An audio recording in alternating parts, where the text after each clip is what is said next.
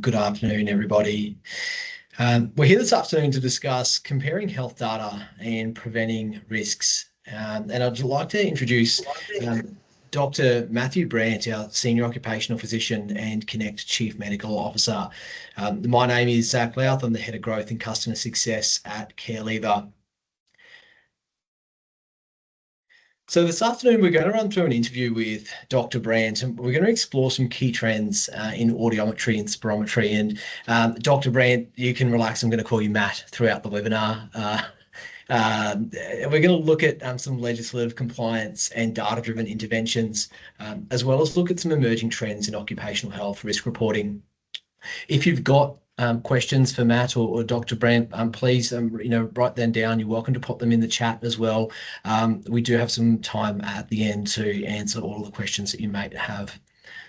We're also then going to look at a CareLever demonstration and just show you how you can perform comparative insights for audiometry and spirometry data and look at why that's so important, particularly with regulatory compliance and understanding health changes over time.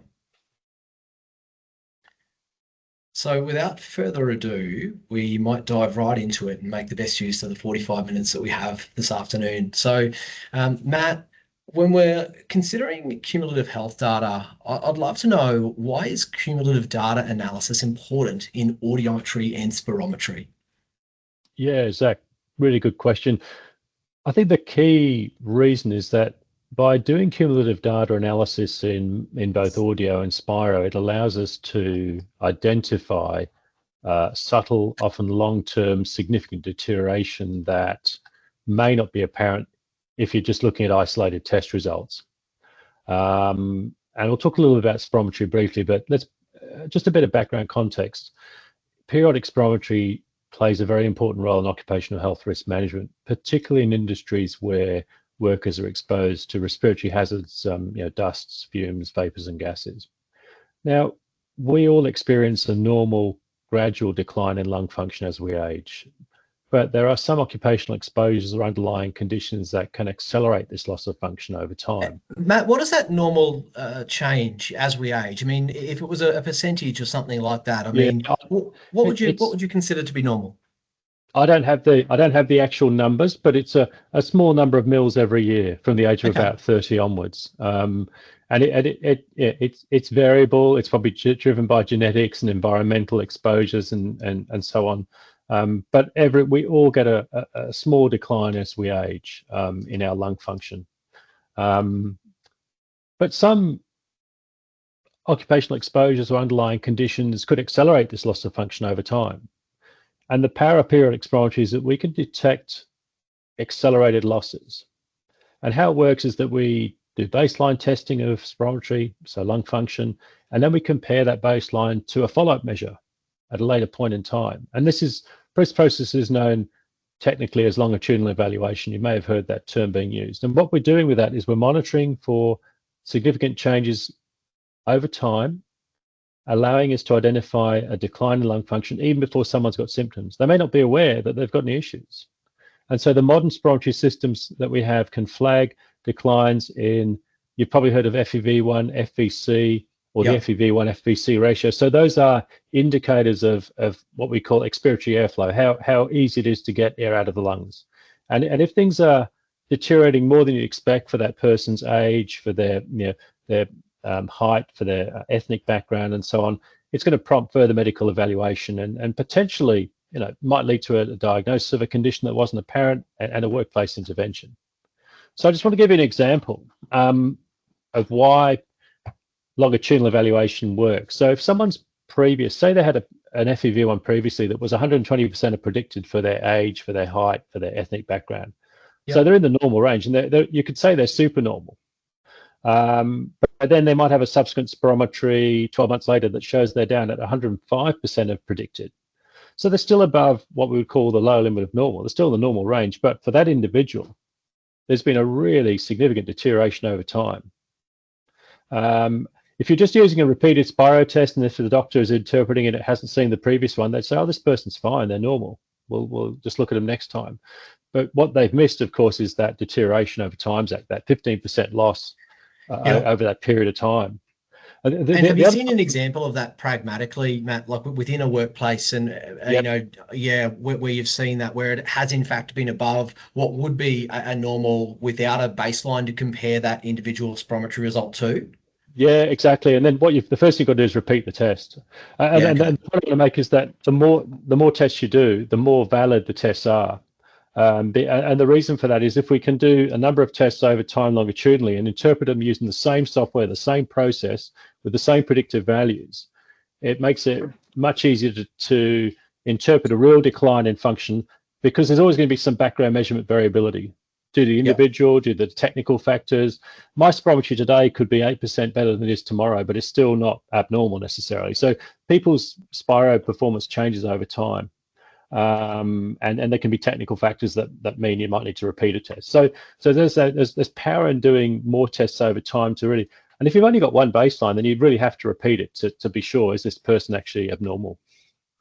And Matt, have you seen an example within workplaces where perhaps that data and the spirometry or audiometry that's being done isn't connected, and you say as an occupational physician are struggling to bring that data together, and you don't always have all of the information on hand? Oh, it does happen from time to time, and the first key is to repeat the test, because sometimes people do have, their spirometry may have been affected by factors like dehydration, or perhaps they're recovering from a cold, so there's a bit of mucus in the airway, so you're getting early airway closure. So yeah, it does happen where you've got only maybe one or two values, and it's really hard to make a call as to, is there really a problem here? Yeah, okay. So I'm hearing the higher the number of results that we have, the better the reliability. Yeah, but also the other thing, of course, is interpreting the results. And so obviously our doctors are very highly trained, because a lot of them have to be. So interpreting the results and looking at all the information that's available. For example, I'll give you an example. So if you've got someone let's say someone who's recently in the last, say, 6 months started work in a panel beating workshop, and they're being exposed to isocyanates, which are known potent respiratory sensitizers.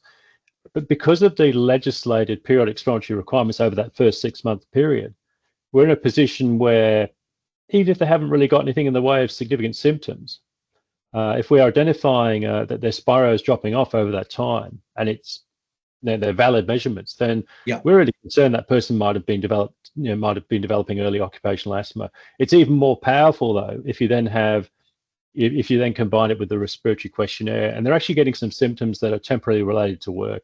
But the deterioration in spirometry is key. Yeah, okay. And that's a deterioration relative to their baseline, not a normative kind of standard. Yeah, no, it's relative to that individual's baseline. It's why it's so important to get the baseline data right, and to, things like measuring height is important, making sure you get the correct ethnic background put into the software data and so on, making sure you get the correct age. Yeah, okay. So Matt, with that, and a lot of our businesses that we're working with, with say Connect or Care Lever, they're all working to, to stay compliant. But I mean, what's behind that? I mean, what are the key legislative requirements in Australia that require health surveillance for hearing and lung function? Well, there's lots and lots of legislative requirements. So the health surveillance requirements are industry specific. They're often hazard specific. So I can think of silica, lead, asbestos, and they vary by jurisdiction. But basically, Australian regulations do require employers in high-risk industries where workers are at significant risk of exposure to conduct regular health surveillance, and that includes audiometry, spirometry, the things like lead health surveillance that require a periodic blood lead monitoring program, and so on. A few examples. Many of today's participants would be aware of the quite strict sort of regulatory background behind the respiratory health surveillance scheme for Queensland coal mines, mineral mines and quarries. For those of our clients nationally who have workers who, where there's been an identified risk of exposure to silica, they're obviously required to undergo annual spirometry. But also for many of our clients where workers are at risk of exposure to excessive noise, they're aware of the need to have that baseline and periodic audiometry as well. So there are, I think the take-home message is that there are some quite strong underpinning legislative requirements. And one of the benefits of actually collecting and reporting on data and storing it is that you can get a comprehensive report that demonstrates compliance. There's evidence there that the PCBU is not only actively monitoring their occupational noise exposure risk, but they're also monitoring their health and well-being, the ear health, if you like, the hearing health of their workforce over time, and they can link those records together. Yeah, for sure. And do you think that's the best way that health and safety managers can be ensuring compliance, particularly in high-risk industries? It's probably one of several. Yeah, It's probably not a standalone measure, and let's not forget that health surveillance itself, whilst it's legislatively required, it's not sufficient as a risk management tool, but it's a very great important point. measure of sitting alongside all the hearing conservation measures, all the sort of control measures that are required to reduce hazards at source and so on. So I think it's very powerful, and I think there's lots of other benefits. So I didn't want to jump the gun and go on to the next one of the future questions about integration with health strategies, but I've got a few ideas about how that can help. Yeah, Matt, yeah, thank you. So what role do you think early detection then plays in mitigating long-term health impacts, for workers? Yeah, I think for both periodic audiometry and periodic spirometry, the key is to identify concerns early, and it's often Yep. before individuals have clinically significant symptoms. So effectively it's a secondary health prevention measure where we're looking to detect things early, where we can intervene and either prevent or slow the progression of a condition. As I sort of alluded to before, it's definitely not a substitute for effective hazard minimization exposures, but it sits alongside those measures. There's a few examples that I was thinking of today, and one is when you do your periodic audiometry well into a shift and you actually identify that you've got some temporary threshold shifts. I'll Yeah. just explain what they are. So this is where we've all had it. If you go into a noisy bar or you go to a concert and you come out and your hearing's just a bit dull and you can't hear things clearly, you might have a bit of tinnitus, and it takes what, 10, 12 hours to sort of fully settle down. That's what we call noise-induced temporary threshold shift. If you're identifying, maybe an SCG has got, a noise-induced temporary threshold shifts, it allows you to then go back and say, well, hang on, what's going on with our noise control measures in this area, Yeah, or for what's sure. happening with the hearing protection measures? So in other words, you're looking to try to intervene early to prevent the risk of permanent hearing loss develop, and therefore obviously enhance the long-term health impacts for your workers. So there's one example of how early detection through periodic audiometry can help to Yeah. improve the health and well-being of your workforce. And is that really looking at the effectiveness of the controls that a business may have in place, Matt? It is because obviously if there's temporary threshold shift, it means that someone has had exposure to excessive noise. It hasn't Yep. yet it's caused what we would call a metabolic injury. So it's caused some temporary overloading of the cells in the inner ear, but it hasn't yet caused permanent sort of mechanical damage. So it's a warning that there's something needs to be looked at. But you're in a position where you can intervene at that point. And what's the And risk of missing that? If we miss that temporary threshold shift and that's not dealt with, I mean, what's the outcome, I suppose, for the worker and then by extension their employer? Well, the risk of missing that is you may not pick up a hearing loss until the next time you do audiometry. So by that time, you may well have got some permanent loss. Yeah, okay. And then And if we consider spirometry, then Matt, in early mm, detection, I mean, how have you seen early detection play out in spirometry and trying to pick up occupational lung disorders in a few different industries that you work quite closely with? yeah, so certainly you can identify early signs of lung function decline by having periodic spirometry, and that what that leads to is a close inspection of the result. If the spirometry result is repeated, in other words, if it wasn't just someone having a bad day and there actually has been significant decline, then there's a need to then undertake some very careful medical evaluation, maybe a diagnostic workup, and then maybe some workplace modifications. So in the work we do, we're seeing individuals being diagnosed with silicosis or COPD, and what we're finding is that these people have been picked up because of enhanced health surveillance. So it's often a combination of imaging and spirometry.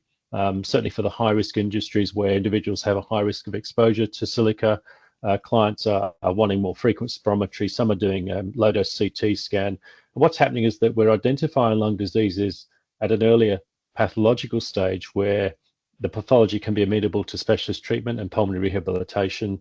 So in other words, we're potentially arresting the progression of the disease or at least slowing it down. We're maximising the health and well-being of workers, and they could potentially continue to work, perhaps with enhanced sort of risk control measures. So there is the huge benefit in picking up disease earlier.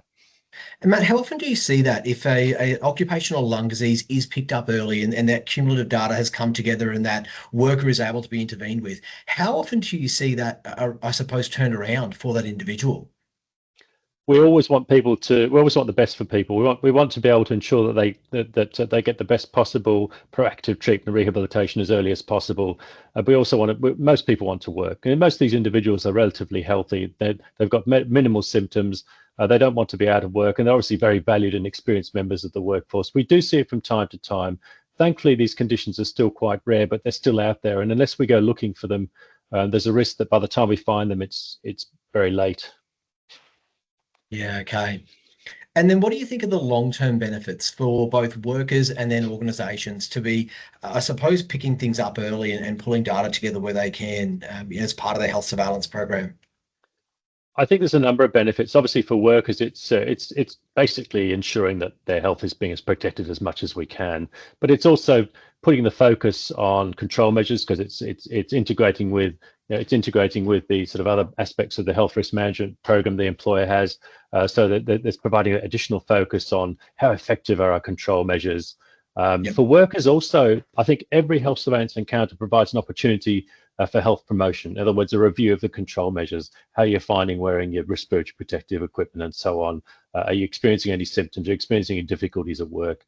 I think there's a huge benefit in using data to integrate with your health and safety strategies and systems. You can use it to get more information about work group risk profiling. You can provide, I know it gets lag indicator feedback, but you can use the audiometric and spirometric data to provide feedback on how well are our control strategies working. For sure. Thank you, Matt. And that probably feeds really well into the next question that we're going to ask, which is, how can audiometry and spirometry data be effectively integrated with broader occupational health strategies? And we were just touching on that. So, I mean, I'd love to get some insight from you in that space. Absolutely. So again, it's around you can use that data as part of of all the other data you're collecting to support your occupational health and safety strategies and systems. Some really good examples are if you can correlate your spirometry trends with some environmental monitoring data, it can reveal if historically whether workplace controls have been sufficient, and that can help to inform how you manage risks in future. The other thing is that you might de-identify some of your spirometry data at a work location level or an SCG, and again, it might actually identify some previously unrecognized respiratory hazards that weren't considered. The other thing that I think is potentially very beneficial is if you can analyze your longitudinal audiometric data with noise exposure information, particularly those temporary threshold shifts at a work group level. That might inform the PCBU that some control measures in a specific area or for a similar exposure group need to be reviewed. So it's guiding prioritization on preventive measures, as well as obviously looking after those employees as well. The other thing from a financial management perspective is that if you can actually pick up cases of hearing loss early, you can potentially reduce the liability. I'm not a compensation expert, but if you can identify and arrest sort of deterioration of hearing loss, then obviously that presumably would reduce claims costs in future, and it would allow you to maintain workers in environments where they need to have sufficient hearing for safety purposes as well. I guess the other thing about early intervention for people with hearing loss allows them to access effective treatments, and now there's some very effective treatments that can help them to overcome any potential communication challenges or safety risks, particularly in the safety critical sectors. Thanks, Matt. And have you seen examples where, say, audiometry data or spirometry data was able to be brought together and used to help I suppose, put the business case together for controls to be implemented within organizations? I haven't personally come across it, but I'd be very interested to hear from our audience today as to their views on it and whether they've also been able to find value in that sort of approach as well. Yeah, and it might feed into our next question as well. And I do know that we're really fortunate to work with some organisations who use their audiometry and spirometry data in really clever ways, and look to forward forecast costs associated with say hearing loss and predominantly hearing loss, but potentially lung function could be a touch different, and then look to retrain workers early, and remove them from those work areas where we do know that there is high noise, and if they were to remain in those areas, that their noise would their hearing would further deteriorate. What are your thoughts around that, Matt? Yeah, I think that's very sensible. I look, we want to enable people to enjoy the benefits of good work, and it Yep. obviously has to be safe work as well. So if we can use the technology that we have and the health surveillance opportunities in a way to enhance the well-being of our workforce and maintain their productivity as well, I think it's a win for everyone. Yeah, I think so, and particularly when we consider, say, reputational risk within, the industries that we work in and Yeah. within the communities that we live. I don't think anyone wants to be part of an organisation, which is known, to have workers who lose their hearing and, lose lung function. So I think anything that can be managed proactively from a reputational perspective is quite important, also.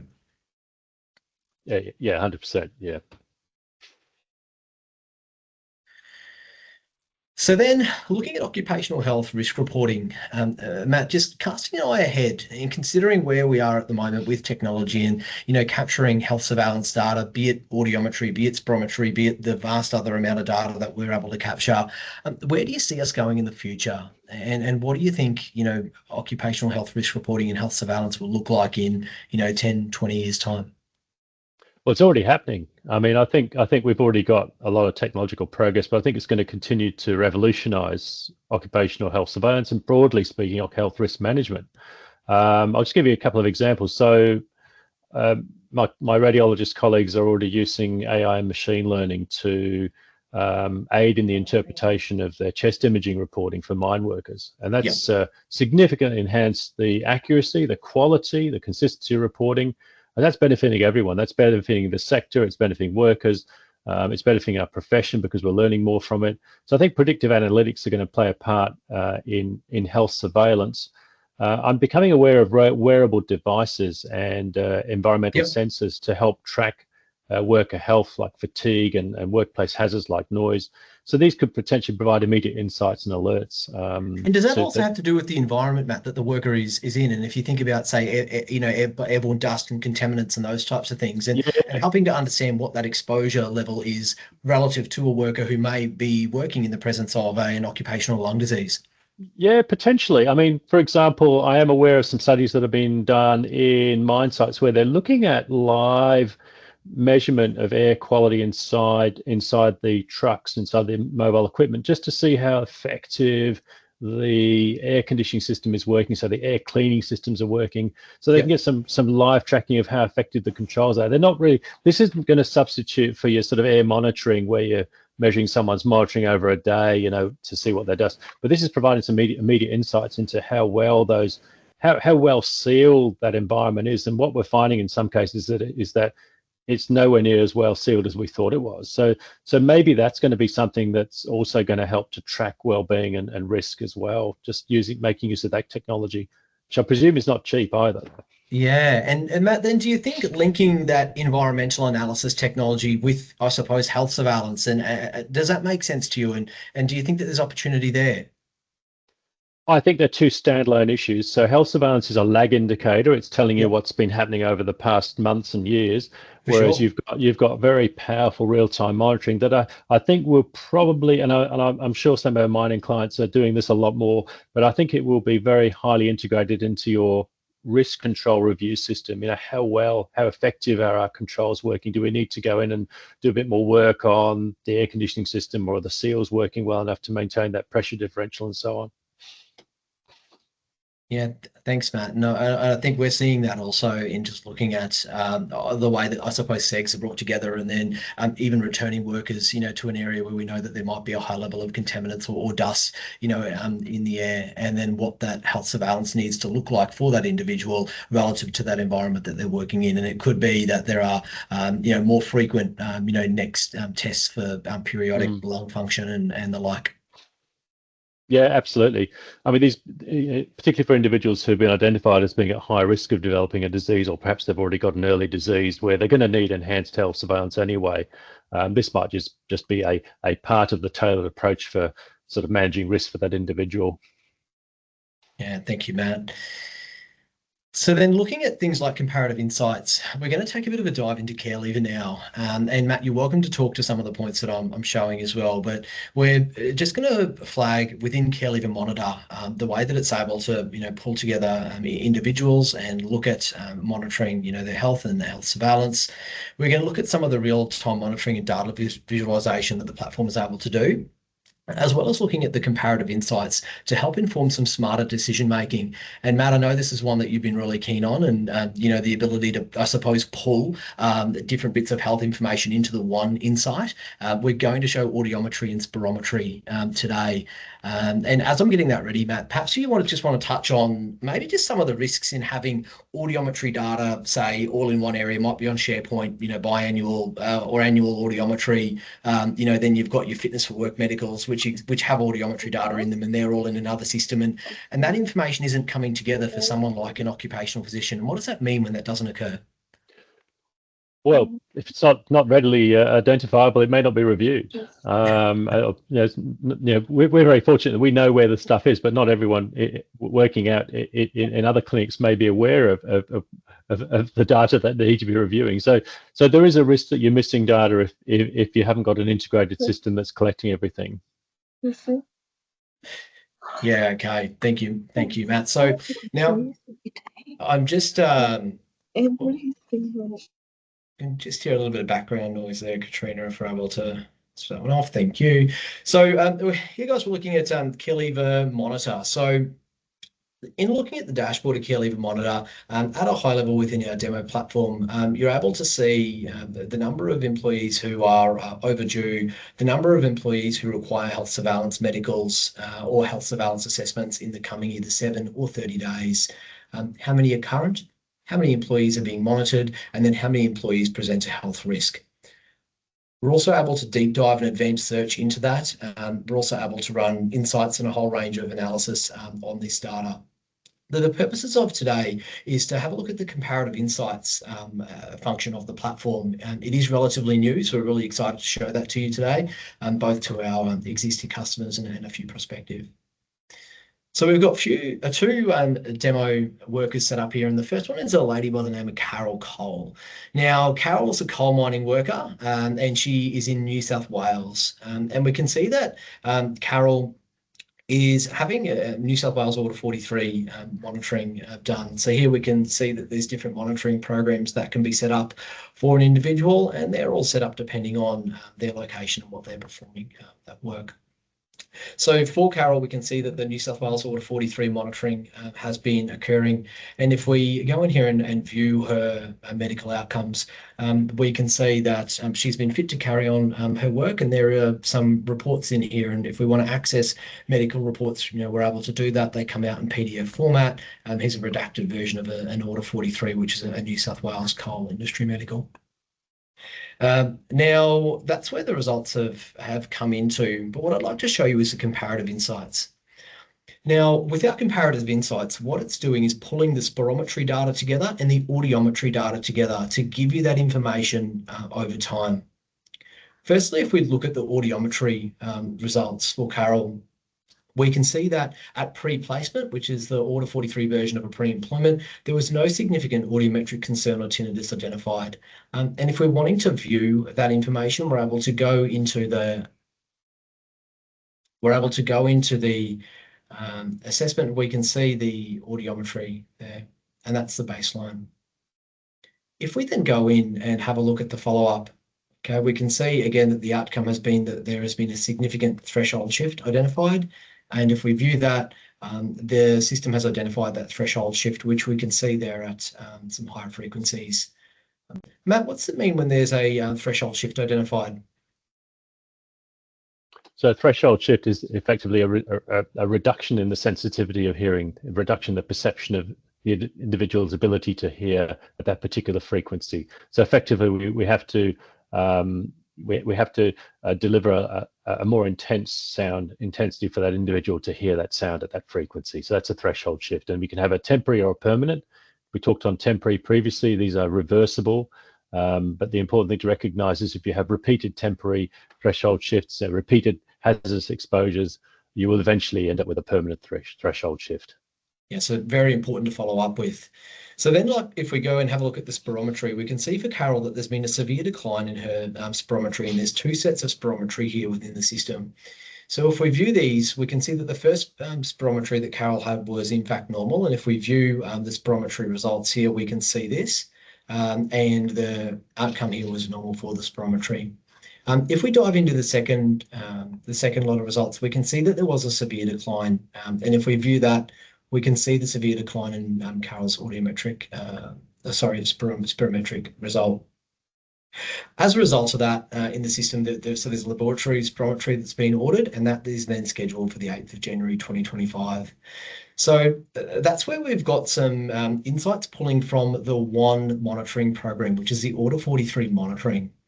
But I'm going to take you over to Carl Comparative, who's our other example individual. And this is probably more of what we see, where it's not necessarily all coming from the one monitoring program. So Carl's workplace has been fantastic. You know, they've brought him in. He's done a fitness for work medical when he started on the 4th of January in 2022. That's occurring biannually. If we go down into our results here and we have a look at these fitness for work medicals, we can see that there was one done on the 4th of Jan 2022 and another one done on the 3rd of January 2024. Again, we could access those results if we want to. Now, we can also add results, which I'll show you in a second too. So within a fitness for work medical, we know that there's audiometry and spirometry, and that happens every 2 years. Quite commonly, employers will do audiometry monitoring, and it could be relative to his work area, but that's occurring annually. So here now you've got the situation where there are different tests and different monitoring programs occurring, but they're capturing the same information in audiometry. Likewise, spirometry monitoring was started by his employer, okay, and that's occurred again annually. And we can see that that was started in 2023 and occurred only recently. So the difficult thing then that we see is that there is audiometry and spirometry data occurring across multiple different programs. And what the system's able to do is pull that information together. So if we view the comparative insights for spirometry, we can see that Carl's spirometry has been normal each time as we've moved through the assessment. And all of that information together is important for the physician to understand from a comparative perspective and reliability perspective what's happening, and for the employer with their lung function. If we go into our audiometry, then as an example, all right, we're able to head in here and we can see that at the start, at our baseline, there was no significant audiometric concern or tinnitus identified. Moving through, that didn't occur until recently. So we can see that with that recent periodic audiometry that occurred, there was a significant threshold shift, and we're able to go into that result and see what's going on. As a result of that, we can see that there is a periodic audiometry with the Australian Standard report that needed to be done. That's in fact overdue. So the system is telling us that, you know, based on the next test set up and based on the Australian Standard, you know, this person did require further audiometry and that wasn't done. Okay, so that's really important that there is able to be requested. So again, for the customers who do use the platform to request assessments, you're able to do that through Connect. If you're not using Connect for the audiometry for any reason, what you'd be able to do is go into here and press Add. And when you press Add, you would select the audiometry program. Let's say we had it done on site, and we would be doing another periodic audiometry with Australian Standard report. Once we press Add, that's come into our results here, and we need to go in and actually edit those results and add that information. And we can say that that audiometry was done today. We could drag and drop the actual report into the system. That way it's all in one place, very nice. Depending on what we'd seen, we would input the information here and we could say that, you know, there was no significant threshold shift or tinnitus identified. Based on that and based on the Australian Standard, it is then telling us that the next test doesn't need to occur for another 12 months, which is really nice. If there were some issues identified, so tinnitus or moderate severity issue identified, we could then select a next test date. So anything that may need to be selected is in here, but we know that doesn't need to occur. So if we save those changes, if we were there on site and working and wanting to keep all of our audiometry data in the one place, we would go over here and we would then add that information into the platform. By adding your audiometry data into the platform, it's going to calculate for you relative to the Australian standard and relative to the last set of audiometry, what is your outcome, which is your comparative insight. And we'll also look at things like percentage hearing loss coming back from your results. That's probably enough of me sharing the screen and talking through care lever. I might just go back to the presentation. But Matt, if I circle back to you and just what I was able to show then, did you have any other comments just on, I suppose, the benefit of being able to pull that data together in that way?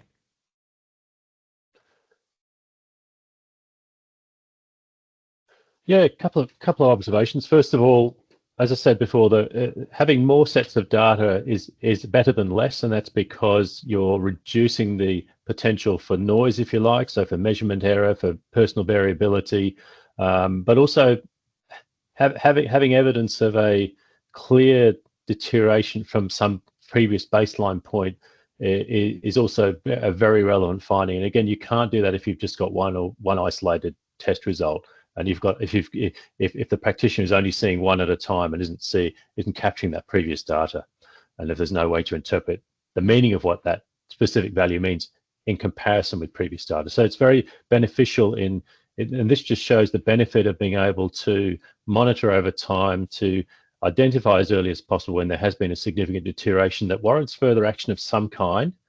Yep. And also the value of having multiple sets of data and being able to draw different sets of data in is also very helpful too. But I think the key is, what do you do with the abnormal result? The first thing we do is we actually repeat the test. We need to be absolutely sure that we haven't got an extraneous reason for the abnormality. Yeah. Thank you, Matt. Just like to open the floor up for some questions. We do have a couple of minutes left here. We'd love just to be able to answer a few. So if anyone does have any questions, Katrina, those pop them in the chat. Zac, yep, pop them in the Q&A. We do have one to start off with. When we have good baseline data for hearing and can identify a hearing loss at pre-employment level, can that information mitigate the risk of future work cover claims for hearing loss? It seems that Work Cover Queensland never ask for this info and seem to seldom consider it in their determination.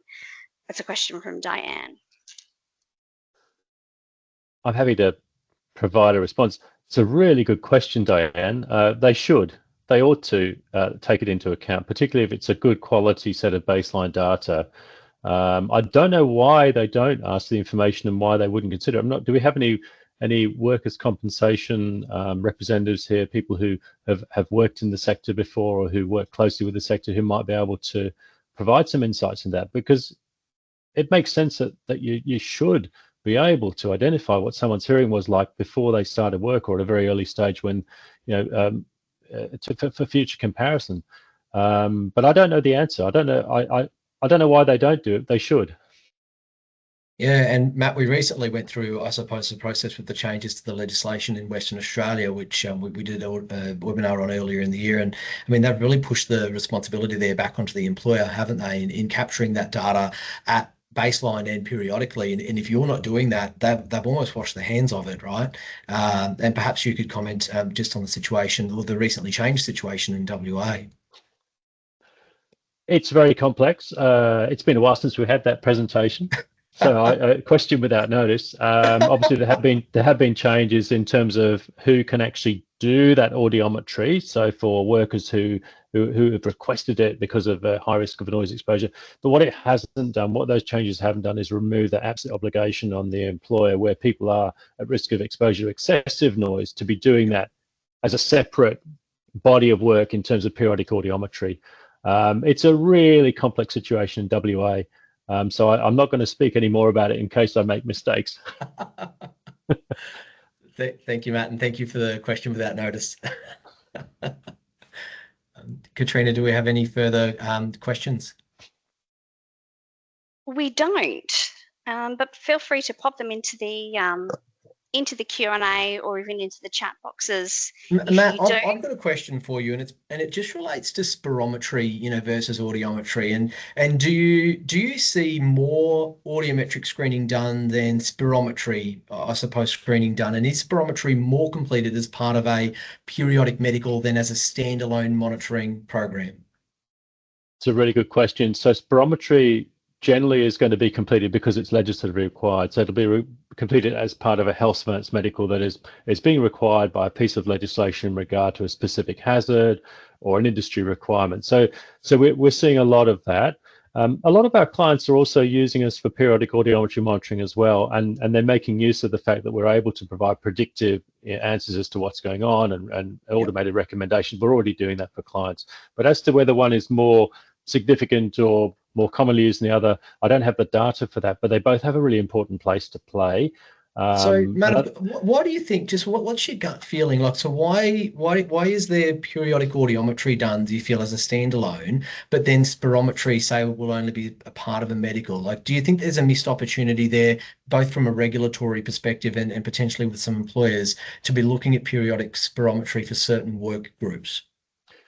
Well, there is. I think it has to be targeted and it has to be related to a risk. In other words, why do you want to be doing the testing? It's got to be for a good reason to actually put someone through the challenge of a spirometry test, which is technically challenging. So it's got to be a targeted sort of screening test. Why are we doing it? What are we looking to identify? What's the reason for it? And what are we going to do with the results when we identify them? So my counsel is that it's a very important, very helpful screening test. But it's got to be sort of underpinned by a strategic approach. And what would be the first step for an employer if they weren't quite sure whether they were sort of like on the precipice of needing to do sort of like repeated and periodic spirometry? Is it assessing the environment and looking at their settings? Is that what they need to be doing first? Exactly. It's doing a health risk assessment at the starting point to identify what the risk of exposure is, what the potential airborne contaminants might be, what segs. Obviously you'd have an initial qualitative survey, but obviously then seeking the expert skills and technology that an occupational hygienist can provide in getting some sort of air monitoring results to really guide your process. And then it's really a matter of, all of our clients are very experienced in doing this, but it'll be a matter of then referring back to the relevant sort of regulatory requirements for as your worker at risk of exposure. And that's the point at which an occupational health specialist can come in and support to develop an appropriate targeted health surveillance program based on risk. So we can help the employer to make sure that they are meeting their legal obligations. Yeah, perfect. Katrina, do we have any other questions popped in the chat for the last 90 seconds? No, that's okay.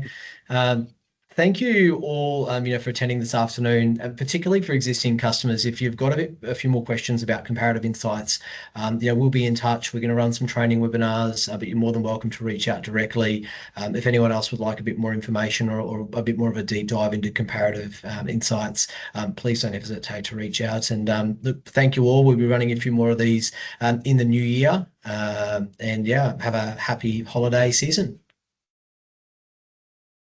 Thank you. Thanks, Matt. Thanks, Zach.